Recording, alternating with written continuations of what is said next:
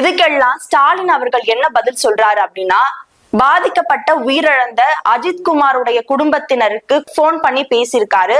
அதுல அஜித்குமாருடைய அம்மா கிட்ட, சாரிமா, நடக்க கூடாது, நடந்துருச்சு, கண்டிப்பா தைரியமா இருங்க, ஆறுதலா இருங்க, தமிழ்நாடு அரசு கூட இருக்கும் அப்படின்னு சொல்லியிருக்காரு. அதே மாதிரி அஜித்குமாருடைய தம்பி நவீன் அவர்களுக்கு அரசு வேலை வழங்கப்பட்டிருக்கு. அவங்களுக்கு வீட்டு மனையும் கொடுத்திருக்காங்க. 10 லட்சம் ரூபாய் நிதியும் கொடுக்கப்பட்டிருக்கு. இதெல்லாம் தமிழ்நாடு அரசும் மு க ஸ்டாலின் அவர்களுடைய தலைமையில இது நடந்திருக்கு. இதுக்கு மக்கள் என்ன சொல்றாங்க அப்படின்னா, ஒரு உயிரிழப்புக்கு வெறும் 10 லட்சமா அப்படின்ற ஒரு கேள்வியை முன்வைக்கிறாங்க.